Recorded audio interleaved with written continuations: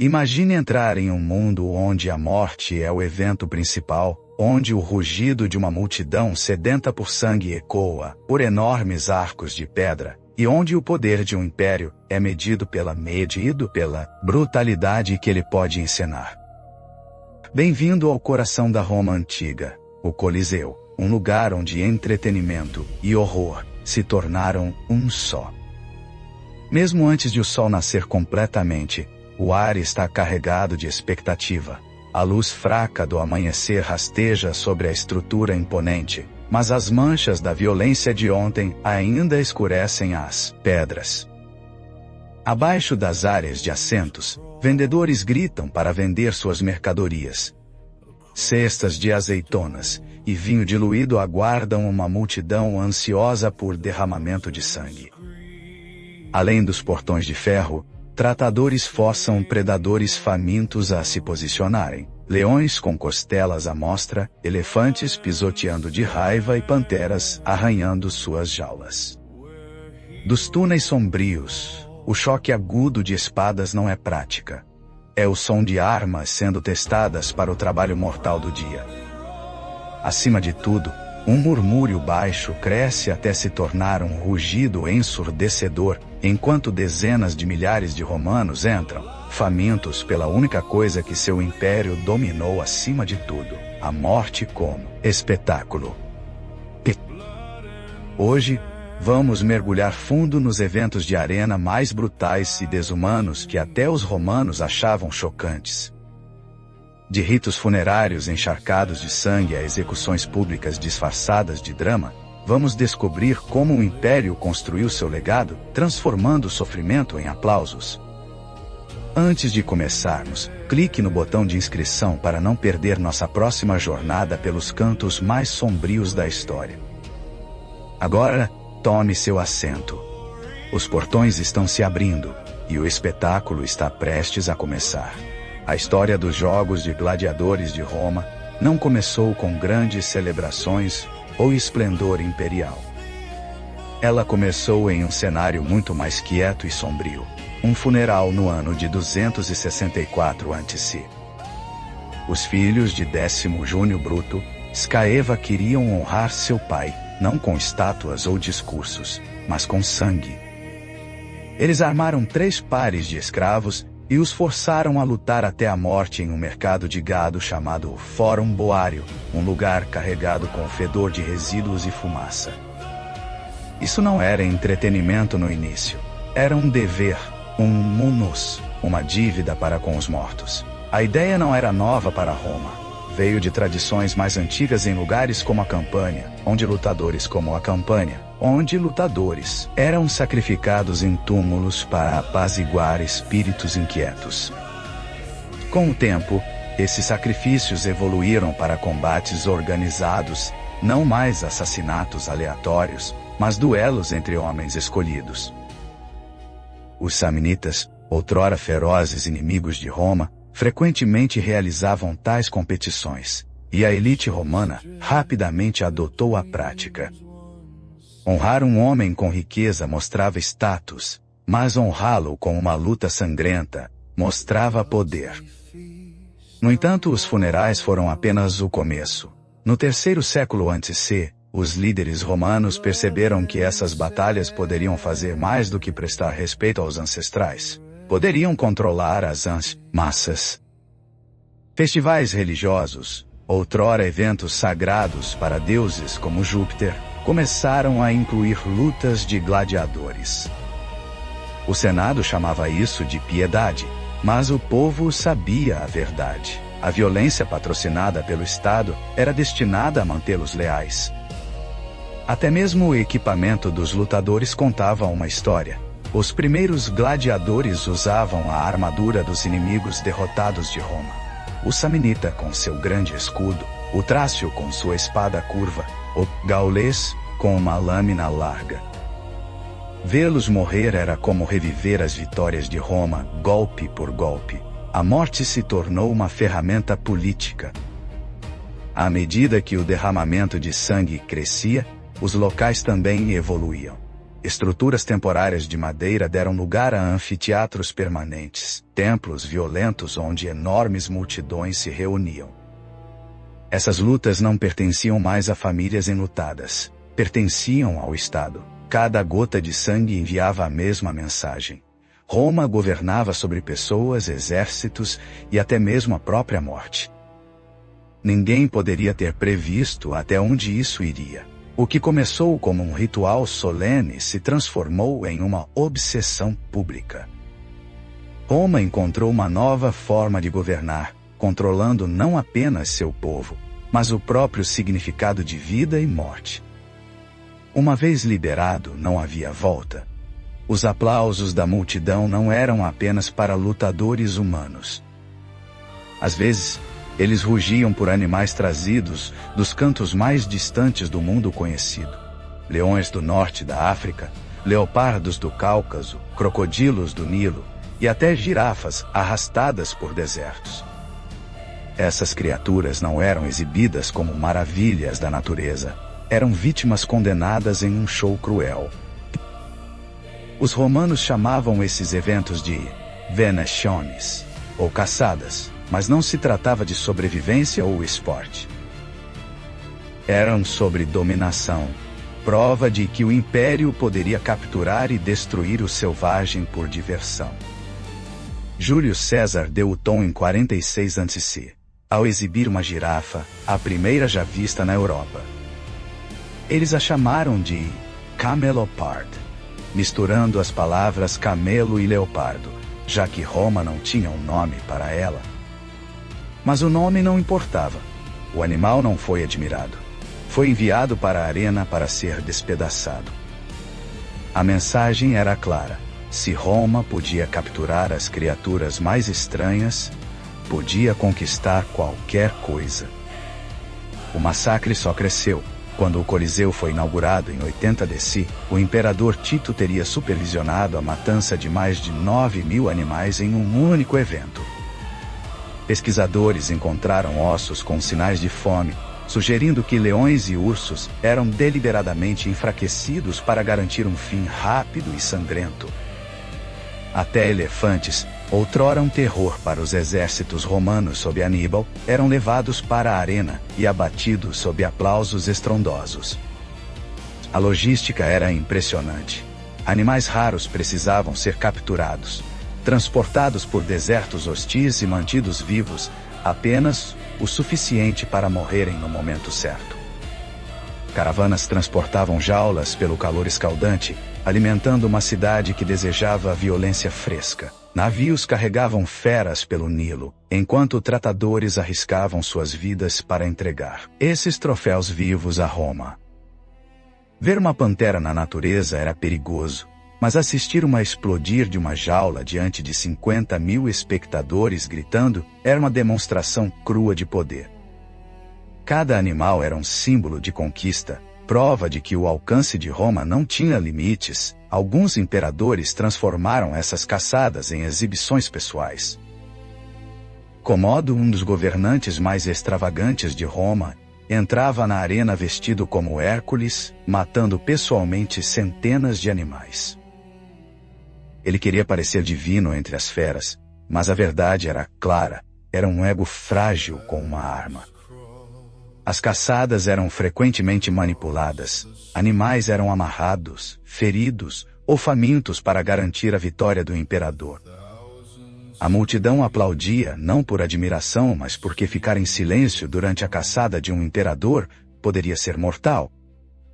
Uma tragédia mais silenciosa se desenrolava sob o barulho. Escritores antigos como Plínio, o Velho, alertaram que espécies raras desapareceram de suas terras natais após séculos de matança romana. Leões, leopardos e elefantes foram levados à beira da extinção para alimentar a fome do império por espetáculo. O Coliseu não era apenas um lugar de morte, era um desastre ecológico, mas para Roma, a extinção não importava. O que importava era a ilusão de que a própria natureza poderia ser enjaulada, faminta e destruída por diversão. Cada cadáver de animal na areia reforçava o controle do império sobre o poder. Quando você imagina um gladiador, pode pensar em dois guerreiros habilidosos em uma luta justa. A realidade era muito mais sombria. Roma prosperava na injustiça, criando combates projetados para a máxima crueldade. Eles inventaram armas bizarras, estabeleceram regras absurdas e encenaram lutas impossíveis de vencer. Algumas vítimas nem eram lutadores. Prisioneiros e criminosos eram jogados na arena com trajes ridículos, recebiam espadas de madeira sem corte e eram enviados para morrer contra assassinos treinados. A multidão ria enquanto essas almas condenadas lutavam e caíam. Era uma execução pública disfarçada de esporte. Até as armas tinham personalidades. O retiárius lutava com uma rede e um tridente, enfrentando o secutor, cujo capacete aerodinâmico era projetado para resistir à rede. Os romanos se alimentavam dessa tensão, mesmo quando a luta era tão roteirizada quanto uma peça de teatro. A escala se tornava ainda mais horrível. Às vezes, um único gladiador enfrentava vários inimigos. Outras vezes, grupos inteiros se chocavam como pequenos exércitos, transformando a arena em um pântano de sangue, escudos quebrados e corpos mutilados. Quando as ideias se esgotavam, eles iam além. Gladiadoras, ou gladiatrices, entraram na areia no primeiro século DC. Escritores como Juvenal as ridicularizavam, mas registros mostram que elas lutavam em batalhas reais, contra anões, animais e umas contra as outras. Sua presença quebrava normas de gênero, mas revelava uma verdade mais dura. Ninguém, homem ou mulher, estava a salvo da sede de Roma por espetáculo. Até os capacetes eram ferramentas de tormento. Alguns bloqueavam a visão ou abafavam o som, forçando os lutadores a batalhar meio cegos enquanto a multidão ria. Outros eram tão pesados que apenas levantar a cabeça era um esforço. A armadura nem sempre era para proteção. Às vezes, era punição. Então veio o teatro político. Gladiadores vestidos como inimigos estrangeiros reencenavam os adversários derrotados de Roma, sua perda inevitável lembrando a todos que o império sempre vencia. Cada luta injusta, cada reviravolta estranha, cada desafio às normas era cuidadosamente planejado para manter a multidão atordoada, obediente e implorando por mais violência. O Coliseu nunca se repetia.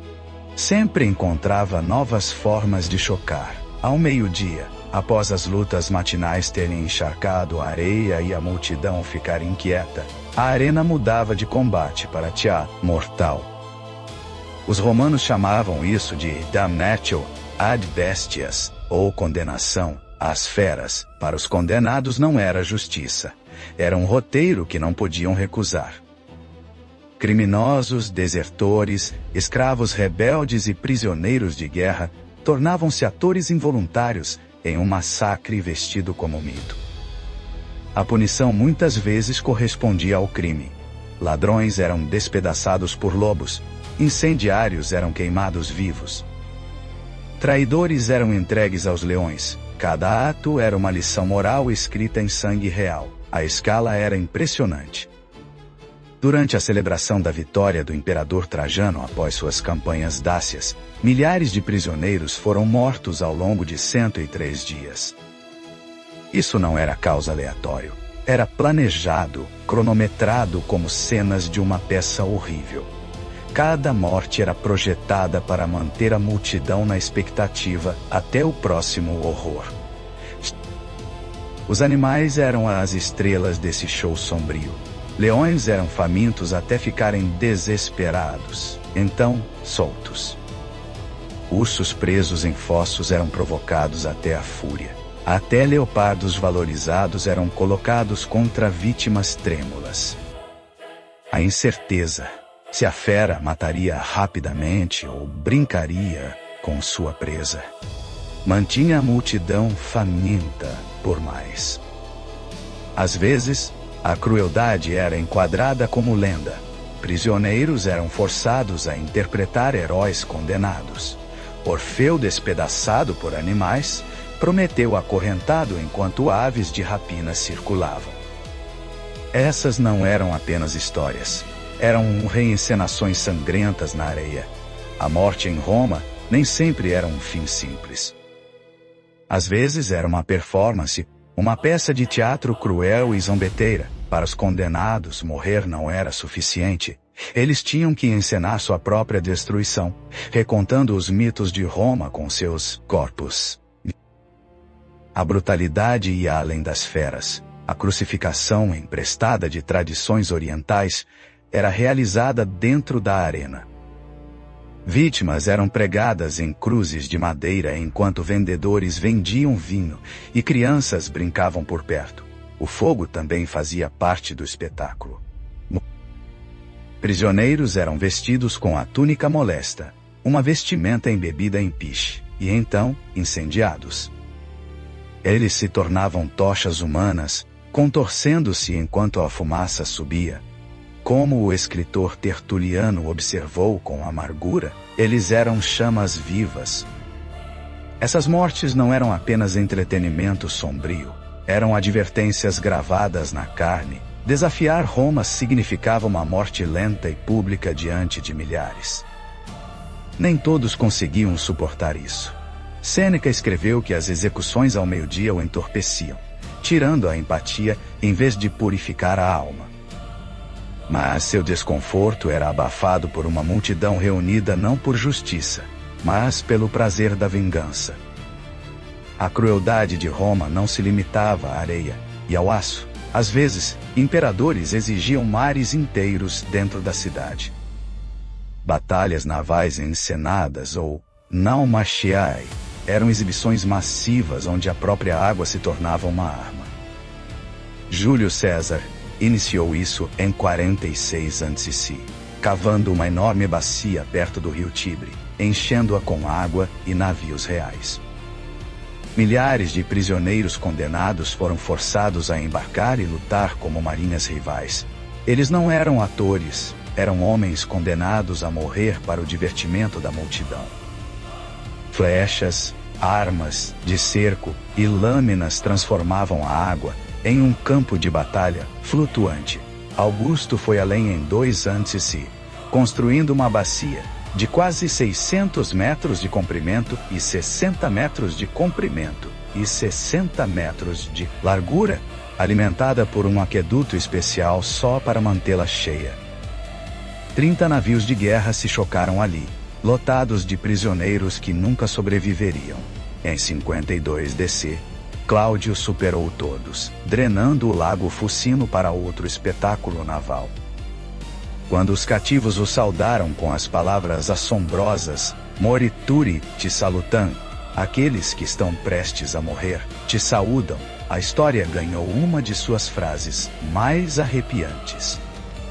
Seja planejado ou um grito de desespero, isso capturava a desesperança de homens tratados como adereços. O fogo desempenhava seu próprio papel sombrio nessas histórias. Vítimas em vestimentas embebidas em piche eram apresentadas como figuras lendárias enfrentando mortes ardentes. Hércules morrendo de veneno, o Múcio Cévola provando lealdade ao queimar sua mão. A multidão ria de seus gritos, reduzindo o heroísmo a cinzas e transformando contos sagrados em zombaria.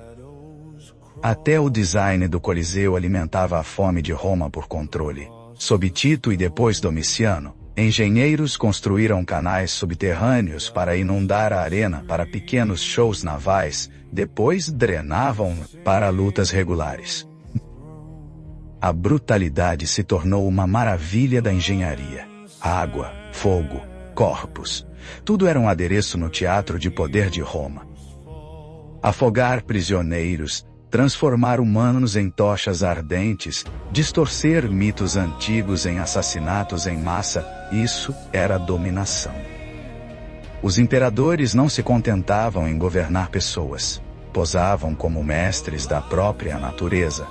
No final do 1º século, as execuções não eram apenas punições, eram cenas cuidadosamente elaboradas, cheias de criatividade cruel. transformando histórias culturais em ferramentas de vergonha pública. Pegue os jogos de abertura do Coliseu em 80 DC.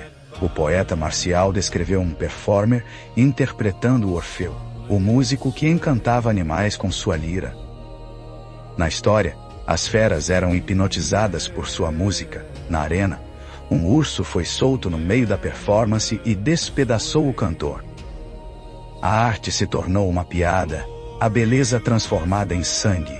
Outra vítima interpretou Dédalo, o inventor que escapou com asas de cera. Suspenso em um aparato rudimentar que imitava o voo, ele subiu brevemente antes de cair sobre feras abaixo. Marcial escreveu: o homem deve ter desejado penas de verdade, uma sagacidade de poeta escondendo a dor de um homem. Talvez o mais grotesco fosse a história de Pasífae, amaldiçoada, com um amor antinatural por um touro.